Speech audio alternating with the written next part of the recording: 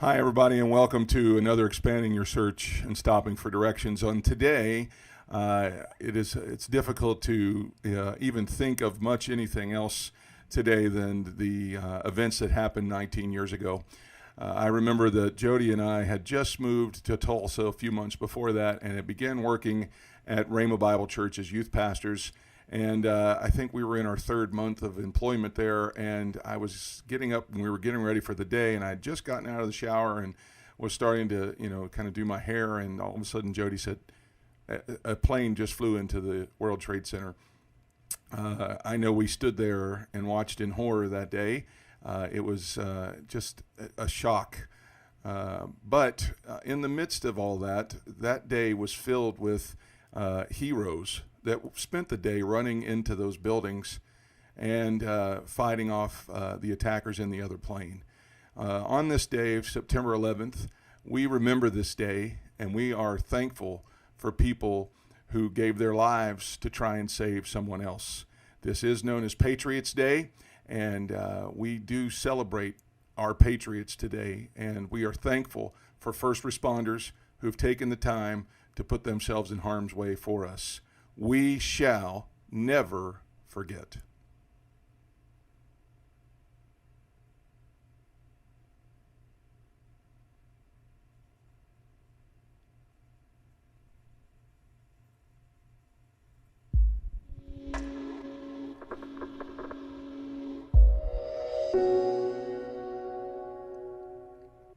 Hi, everybody, and welcome to Expanding Your Search and Stopping for Directions. It's Brent Bailey, and hopefully you're having a great day today. I'm being joined over at the desk right now by Jody and by Luke. And guys, it is a very somber day, but we have a great show planned for you today. So, without further ado, let's jump right into the middle of things. Man, we got a great show planned for you today.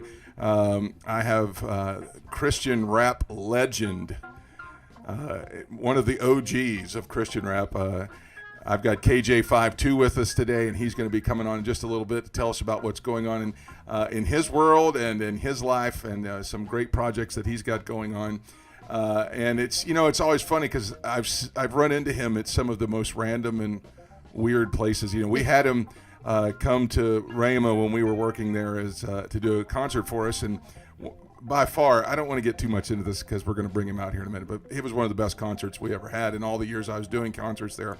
But then we would just run into each other at random places, and when I reached out to him, his schedule is so unusual, it took us some time to get him scheduled on here. We're real grateful that he's here today, and we're going to have him on here in just a few minutes. But before we get him out here, there are lots of things going on today besides the memorial that is going on right now in New York City and in Washington, D.C. And, it's a strange fact. My uncle, my mom's baby sister's husband, Paul Ficina, is actually the owner of the construction company that rebuilt the Pentagon right after 9/11 happened. Yeah. So it's a kind of a weird tie how that all. It is weird. Yeah. I know that when we went to go visit with them, we were first moving to Florida. Yes. We went down into his man cave, and he has the flag that was flying over the Pentagon that day. Yeah, he does. That the Joint Chiefs gave him. Yeah, it's kind of a.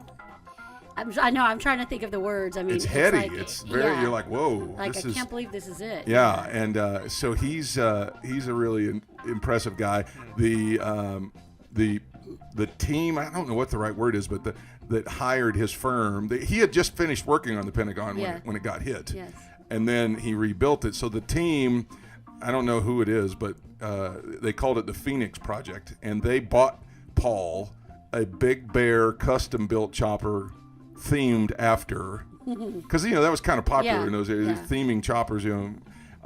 Big Bear choppers in California made this whole themed bike, says the Phoenix Project on it. Had a picture of the Pentagon and the Ficina construction stuff. Cool. Yeah, it's just and it's really cool. I got pictures sitting on it with Peyton when he was a baby, so it's really kind of a cool Does day. he ride it?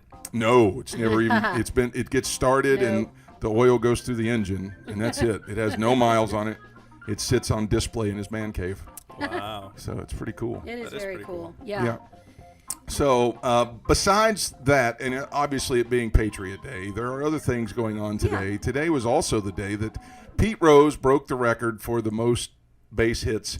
Now, I know for a lot of people that's no big deal, but for somebody that grew up close to Cincinnati, that is a big deal. I was a Pete Rose fan all my whole life, and today was the day that he broke. This is the day that should get guaranteed him to be in the Hall of Fame. Yeah. 4,192 hits today. Was I remember watching it on TV. So Cool. something else really cool, and then we can get into some of this other stuff. The Atari 2600 was released today.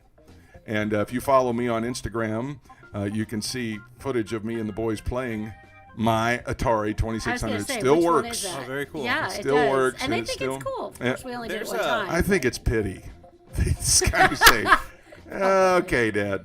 It's a dinosaur compared to what they got now. So It's true. It was 8 bits. I mean, I was watching something. I don't know if anybody's seen it on Netflix or not. High Score? Netflix High Score. yeah, I was just about Where to say. where they had the original drawings of the Space Invaders and Pac-Man. Oh, so cool. And then what it looks like in 8-bit. It doesn't look anything like Yeah, how we drew it out in 8-bit Yeah, too. Like yeah. That's a super cool series. Yeah, it I haven't is. finished it yet, but Well, super today was cool. the day that Atari released the home version of the 2600, and I still have mine. I still play it all the time. So It's kind of cool what they were saying about working at Atari back in the day. It was kind of like working at Google nowadays. yeah, or Apple or whatever. They all wore flip-flops and shorts, and That that's was how we the dress place here to- at the studios. So we just I am It's wearing true. my slippies. we are wearing at least we're wearing pants though. Yes. Yes. Yes. So, all right. So what else is Fabulous. going on today, Jody? There are other dates that are up today. What are well, did you all make your beds today?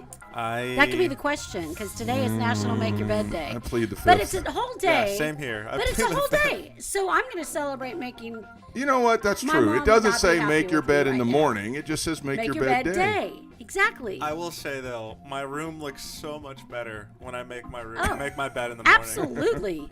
It's like you just did a makeover in your room Yes. when Yeah. you make your bed. It's just like, oh. It makes you feel accomplished. It does. In a way, it kind of Okay, does. I'm done for My the day. mom always used to say that, when you get home and you have a clean house, like you can just kind of, like, it's Yeah. kind of like letting that breath out, like that. Yeah.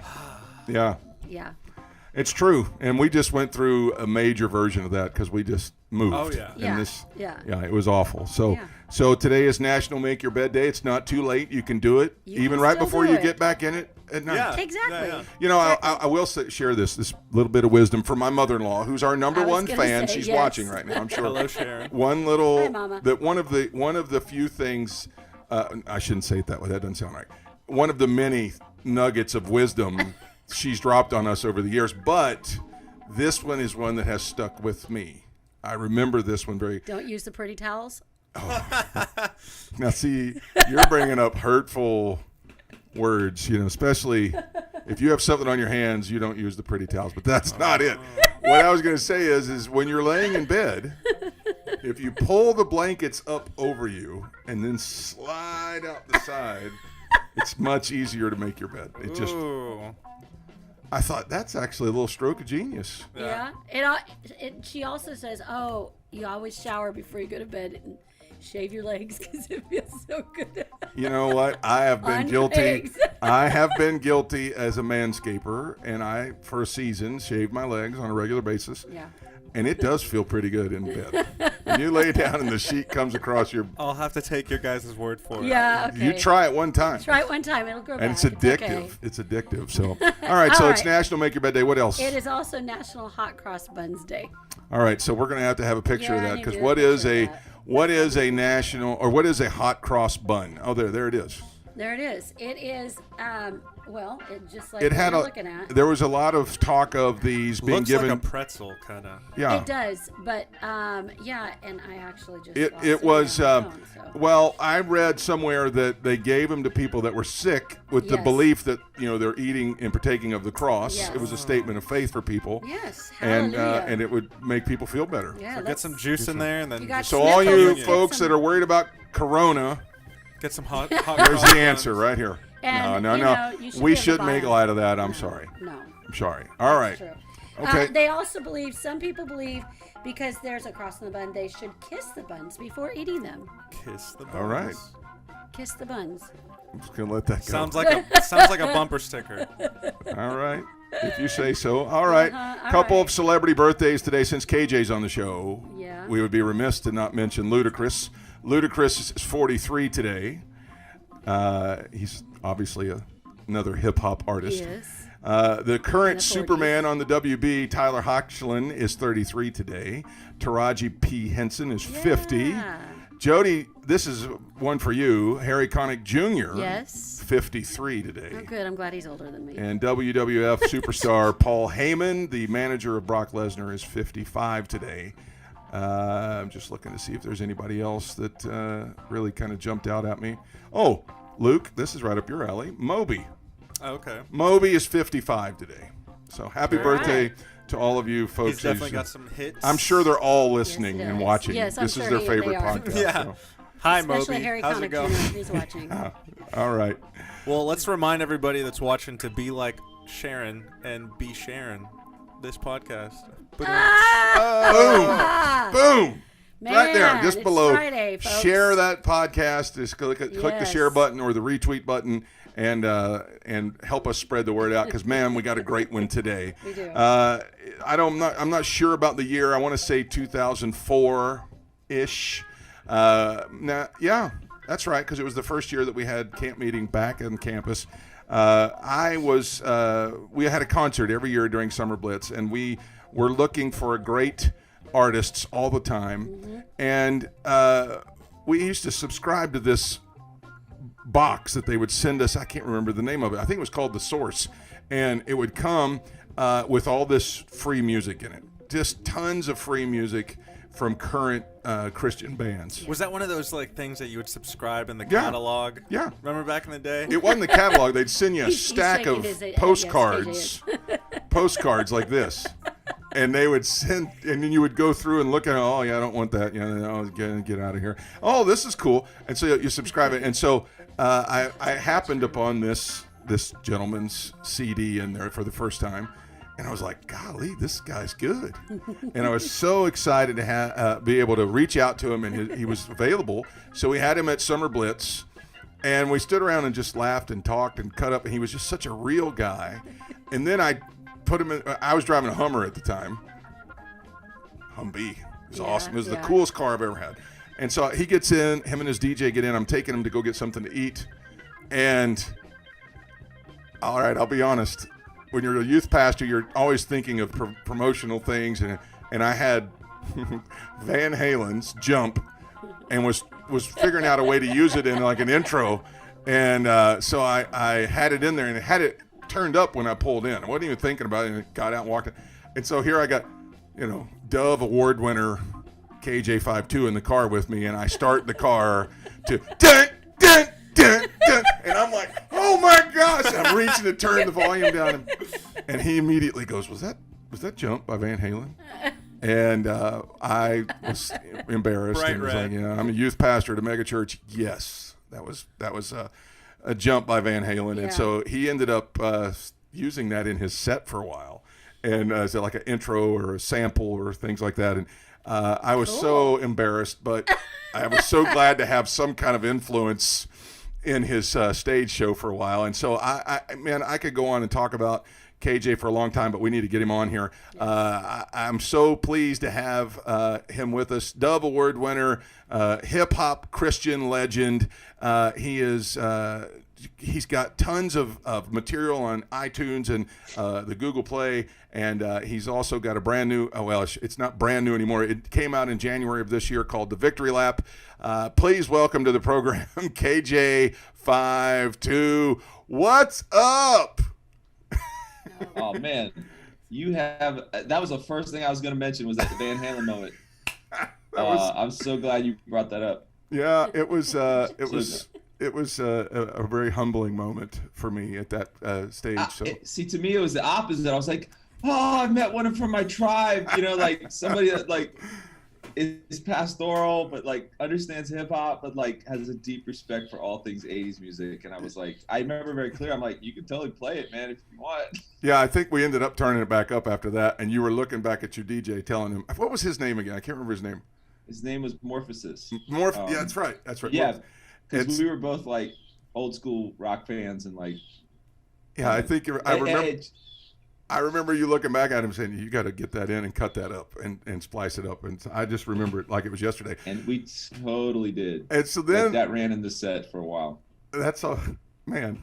I have a place in history, folks. I remember them just running into like we ran into each other at a wedding right after that, and then I'm emceeing an event down in Tampa at the Emily Arena for Get Motivated, and you're the DJ halftime performance or whatever they call that. So anyway, let's just jump into it, man. How have you been? What have you been doing? I'm doing great. As of back in January, I went back into church ministry full time. I probably for about a good 6 months was wrestling with what that meant in relation to my music. Then COVID hit, and that canceled like any last shows that I still had on the books. But since COVID's been here, been serving on staff as an associate pastor, creative director, and then also a Go Team director. So I serve multiple places, and I've just been releasing singles, and yeah, man, just loving life. Well, let's just kind of familiarize the fans and the folks that do listen to the show. How did you get started doing rap? Yeah, so I mean, I grew up with like kind of late 80s, early 90s hip hop. That was kind of like my formative years. And then came to faith at my sophomore year of high school. And then honestly just did that sort of 180-degree turn, wound up just being a person who listened to Christian rap. It wasn't necessarily like, I'm going to do this, even though I always wrote rap since like junior high.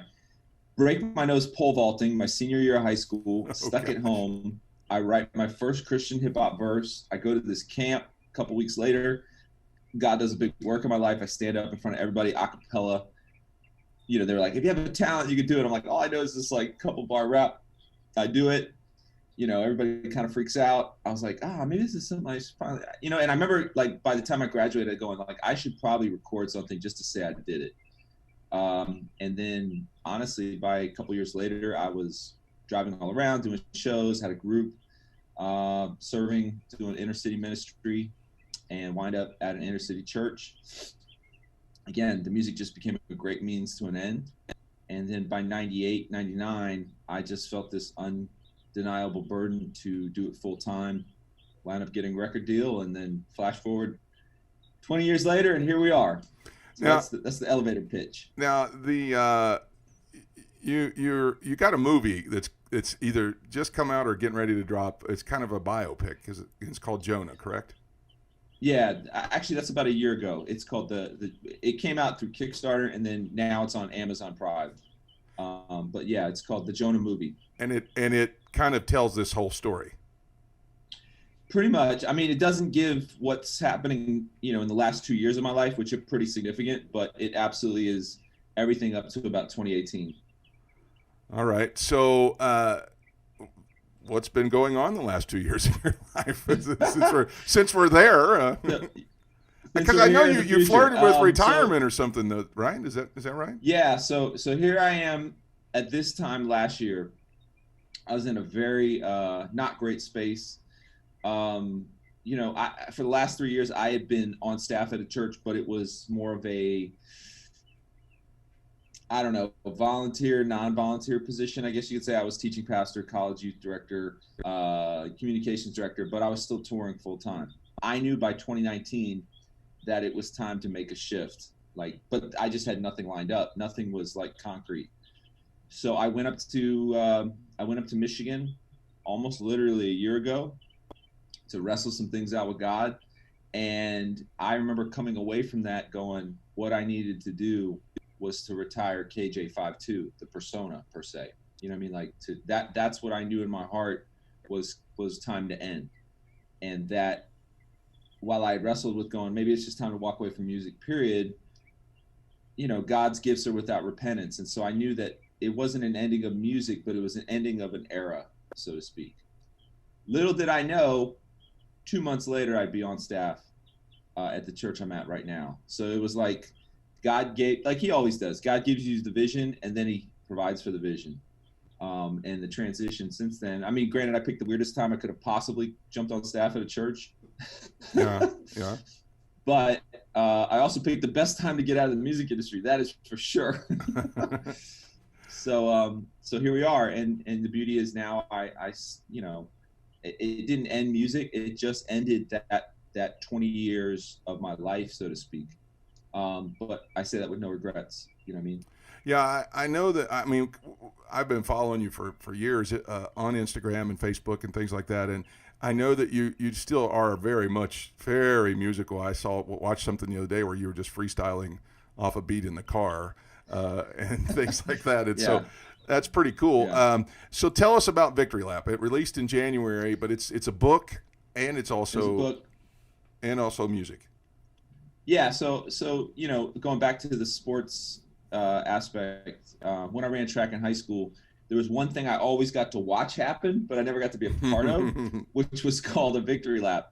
And you know, the victory lap is the idea that you finished your race and then you spend one more lap of just enjoying that moment of what that was. And so I thought, let me write a whole album of what that would consist of. Mainly what would go through somebody's mind when they ran their victory lap. You know what I mean? I felt on almost every aspect I had finished the race. I had done everything I came to do in Christian hip hop in a lot of ways. And now it was time to move on. The race was over, but I needed one more lap around to enjoy my victory lap, so to speak. And so that was the book and that was the album.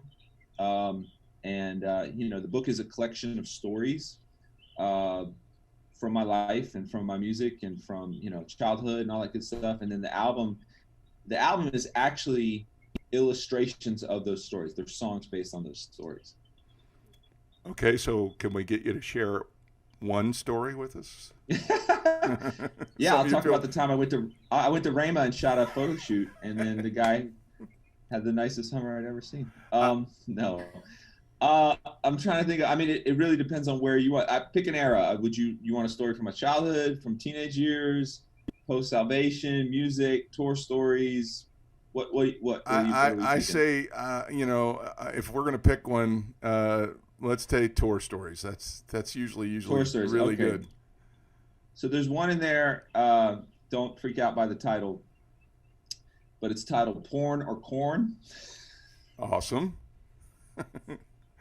This is why we're of the same tribe right here. Exactly. This kind of stuff. Yeah. And so basically, this was an illustration on a lot of ways. I went and played a show in the middle of nowhere in Indiana. It was with my full band, and we fly to Indianapolis. We got to drive an hour to get to the show. We get to the show. It's in the middle. No, it's literally in a cornfield. And my stage is next to a horse. Like literally, there's a barbed wire fence, and there's a horse keeps sticking his head over the fence, and like he's on my stage, right? And I'm there again as, you know, someone who is a hip hop artist. I'm there with my full band, and it just looks about as like podunk as you can imagine. And long story short, they bring us down to the basement, and you know, they made us this amazing home cooked meal. And they happened to just share with me. They said, you know, we brought a band in last year. They hid out in the basement. They never interacted with anybody, and we had such a bad experience. But hey, we brought you in this year. And I remembered in that moment something clicked. Not that I didn't have this heartbeat, but something clicked in my head, and I just remember turning to my band and going, guys, any semblance of being an artist, we got to get rid of that today. I said, I don't know about you, but I'm going upstairs and I'm gonna go play basketball with these kids. And that's exactly what I did. And so I went up there, and my whole band followed, and we just literally hung out with maybe 50 farm kids all day until the concert. We did the concerts, maybe 100 people or whatever. It went great, and it just showed me that when you show up, you need to show up to serve, right? But as we're there hanging out, we're talking to some of the church people. They had said that someone in their community was building a like adult bookstore or a porn shop or something like that in the town, and the church had been going out in tandem to protest it. Wow. And had been getting arrested for the last couple of weeks. So this is the story. This is the backdrop, and we're like, wow, what a conviction to God's, you know, standard. Again, we get ready to leave. We go to the gas station. We jump in the car. Well, as I'm going into the gas station, unbeknownst to me or them, one of their parishioners is across the street on a bullhorn shouting at us, "Porn or corn? Which one you gonna put your butter on?" And he's shouting this over and over and over and over. And we're just like, what is happening? Out of nowhere, a full-blown storm shows up, blows the man away. And he's still shouting as he's like tumbling down the street, corn, where you gonna put your butter on? And we just got in our car and we drove away back to the airport. And it just became an inside joke that anytime me and the band, we would just say that, right? No one else would get the reference. Oh, that's awesome. There's a nugget in there of what it means to stand up for God, to stand up for righteousness, but also to like serve the people, so to speak. And the guy also offered me the horse to take home. Wow, that's great payment right there. I mean, yeah, it was a full day. All right, this is KJ-52. He is, his real name is Jonah, and he used to be called King J Mac, and wow. He is. I told you I've been following you for a while, so man, he is just you can tell he's a real guy, but one of the greatest entertainers in the Christian music business, in my opinion. When you said that, it reminded me. We had just about everybody come in at Rhema, and you would stand at your table and sign and take pictures with people, and that's one of the great things I appreciated about you when you were there. I would be remiss if I didn't ask you about Dear Slim. I mean, that's kind of, I know you're probably tired of talking about it, but that was such a big controversy for so many people, but it was such a great thing that you actually took the time to reach out to Eminem. Yeah, man. It's like the never-ending story. Basically, I wrote it back in 2000. I was getting a lot of comparisons. I figured I'll do what hip-hop artists do, is that they write about what's in their environment. So I had the idea of what was called mixtapes. Like mixtapes, you take somebody's beat and then you write to them. I was doing it more from the perspective of a believer. Again, I sit on the song for about a year or two. I start performing it when I got dropped by my label. People started losing their minds. This is before I even got my second record deal. And when I finally got the second record deal for collaborations, I put it out. Again, didn't think a whole lot was going to happen with it. We shoot a video to it. Next thing we know, it gets played on MTV's TRL. They disrespect it. They disrespect me. They paint me. It was just a very unfortunate situation. But at the same time, I had just met the guy who had given Eminem the CD backstage at the Video Music Awards. And so, like, while I was getting a ton of negative pushback, I was also like behind the scenes, like going, wow, God, you can do so much bigger than I could ever imagine. Flash forward a couple of years, I started talking to a prison guard. He had been sharing the gospel with Kim Mathers, so I got to kind of interact with her through him. Wow. And then another few years later, VH1 puts me on the worst 40 worst moments of hip hop. Flash forward a few more years later, Eminem comes out with a song called Be Careful What You Wish For, and he talks about a fan who had been praying for him and how it had been weighing on his mind. And so, wow. These are all the things that happened almost over a span of 12 years. And I just now put out what I call the Dear Slim FAQ version, which is essentially taking all these things and putting them together and releasing it, kind of revisiting the song and talking about everything that happened. So that's so awesome. Yeah. This is KJ-52, everybody, and man, you've just got so much going on. Let's get to real quick. You've started a Patreon, or somebody started a Patreon for you. It's like a subscription service. Yes. What does that? How does that work, and what do they get? Yeah, so I've done a couple things on Patreon. I mean, really, if more than anything, it's just a simple way to support. Right now, the way the music industry works, it doesn't work. So, like, for most artists that are now independent, they've started either crowdfunding or subscription services. I mean, the way that streaming happens, it's great. It opens up your music to a lot of people, but the payouts are like next to nothing. And so I've done a couple things there. If you want to ever collaborate with me, I put up future songs, and you can jump in and you can write your very best verse. I've had 2 guest features because of that. If you are into my freestyles, you get to actually pick my topics. That's another benefit. But if you're someone that like, I just need music feedback, I need feedback on like my songs, I offer that exclusively there. And so it's kind of like a catch-all spot where I, just have something for very exclusive. There's a ton of like super unreleased, hard to find KJ stuff if you're an Uber fan, whether that's like old mixtapes, old verses, unreleased songs.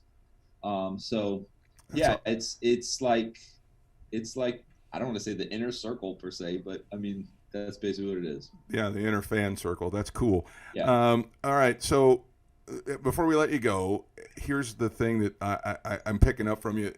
I know that there's so many people that are kind of in the same boat that you found yourself in a couple of years ago, where they thought this was the end and they don't understand everything that's going on right now.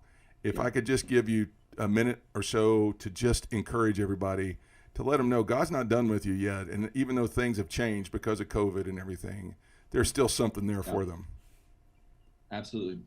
Yeah. So I actually, out of that moment that happened a year ago, I came back and I shared a message that was essentially based on how Jacob, how Jacob and Esau, how they interacted and how God changed his name, how God changed Jacob's name to Israel. And you see that moment where Jacob feels like he's done. I mean, Esau is coming to kill him, right? He has ticked off his brother. This is all going to happen the next day. Jacob loses everything, right? Everything that he had counted in was gone. And he spends one entire night wrestling with the angel, which we find out later was God.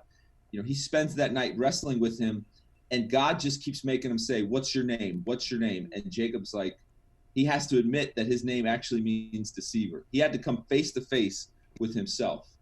And I think God puts us through these moments where we feel like it's over, we feel like it's done, but he's really holding up a mirror so that we can realize that in our own ability, in our own strength, we have nothing. And out of that, Jacob's name is changed. He becomes, Israel in the sense of the nation, so to speak. But on top of that, it says that for the rest of his life, he walked with a limp, because out of that wrestling moment, the angel touches his limp, he paralyzes him, he spends the rest of his life walking with a limp. And it just showed that for the rest of his life, Jacob was going to have to lean on Jesus. He was going to have to lean on God. He was going to have to walk with a staff to remind him that his self-sufficiency is never enough. And that's what I dealt with a year ago, that I had put so much weight and value in what had defined me. And there's nothing wrong with it in itself, but I was starting to allow that to be bigger than the gift giver. And the best thing I could do was to change my name or come back to where I started, so that I can always stay in reliance as I move forward in life. And so if you're in the same boat, just take heart, depending on where you're at there. Yeah. But God has a purpose. My goodness. Wow. That's just extremely powerful. I hope those of you who are listening are taking notes, because that right there is enough to chew on for a while. Jonah, thank you, man, so much for taking the time to come in. I'm so glad we finally got this Thanks scheduled. for having me on. And if you'd like to reach out to KJ, right there it is. It's KJ52.com. He's on Instagram at KJ52 Instagram, on Facebook and Twitter at KJ52. Now, those of you who don't know what a SoundCloud is, he's also on SoundCloud. He's got music on there. He's got a podcast that's on there that is just the KJ52 podcast. It's incredible. He's also got a YouTube channel right there at KJ52. Reach out, follow. There's all kinds of material that he's constantly putting out. The Instagram posts in his car freestyling are incredible, you guys. It really, really. There'll be one up today. So that's my Freestyle Friday. All right. Awesome. So thank you so much again for coming and being on the program. I hope to run into you in some random spot again. And anytime you got something else going on, if we can do something to promote it, you have an open invitation to be with us anytime. Super appreciate that, man. All right. Thanks for coming on the show. Have a great rest of your day. That's Jonah, everybody, KJ52. And, man, so glad that he took the time to be with us today. We've got, a lot to be thankful for. Coming up Monday on the program, I've got, Danetta Williams, right? Is that her name? Oh, that's terrible. I'm awful. Anyway, we've got a great week of shows planned for you coming up next week.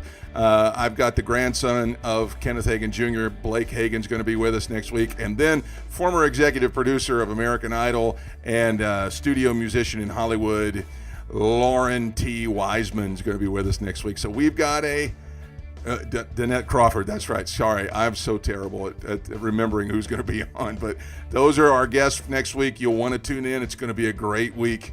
We love you guys. We hope that you found what you were looking for today as you took the time to stop for directions. Have a great day, everybody.